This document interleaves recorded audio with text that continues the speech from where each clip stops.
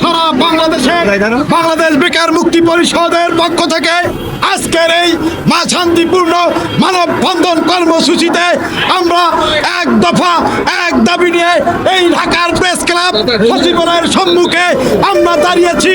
আমাদের দাবি হচ্ছে মাননীয় প্রধানমন্ত্রীর সাক্ষাতের মাধ্যমে আমাদের যুব এবং ক্রীড়া মন্ত্রণালয় থেকে গত 16/4/2024 সম্ভাব্যতা যাচাইয়ের যে নোটিশ হয়েছে বেকারদের কর্মসংস্থানের জন্য 29/10/2024 এই তারিখে যুব ক্রীড়া মন্ত্রণালয়ে বেকারদের কর্মসংস্থানের জন্য একটি নির্দেশনা নোটিশ দেওয়ার পরেও এখন পর্যন্ত আমাদের কর্মসংস্থান ফিরিয়ে দেওয়া হয়নি। যেহেতু এখন পর্যন্ত নির্দেশনা পাওয়ার পরেও আমাদের ন্যাশনাল সার্ভিসের কর্মসংস্থানটি ফিরিয়ে দেননি, এই জন্য আমরা আজকে রাজপথে নামেছি।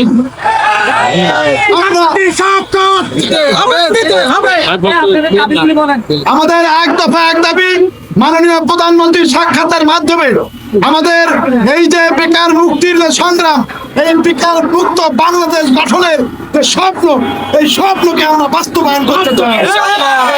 আপনারা জানেন বিএনপি সরকার জাতীয় নির্বাচনের আগে তারা নির্বাচনী ইস্তেহারে বলেছিল আমরা যদি নির্বাচিত হতে পারি তাহলে বাংলাদেশে আমরা 18 মাসে আমরা 1 কোটি লোকের কর্মসংস্থান করব। কিন্তু আজ বিএনপি 2 মাস সরকার পরিচালনা করছে, আমরা সরকারকে সহযোগিতা করতে চাই। ইতিমধ্যে স্বাস্থ্যমন্ত্রী উনি বলেছেন আমরা 1 লক্ষ বেকারদের স্বাস্থ্য কর্মী হিসেবে নিয়োগ দেব, কিন্তু আমাদের ন্যাশনাল সার্ভিসের প্রশিক্ষণ প্রাপ্ত 3 মাসের প্রশিক্ষণ আর 2 বছরের কর্মসংযুক্তি এরপরে 29 অক্টোবর 2024 যে নির্দেশনা, এই নির্দেশনা বাস্তবায়ন করলে মাননীয় প্রধানমন্ত্রী জনাব তারেক রহমানের স্বপ্নকে বাস্তবায়ন করা হবে বলে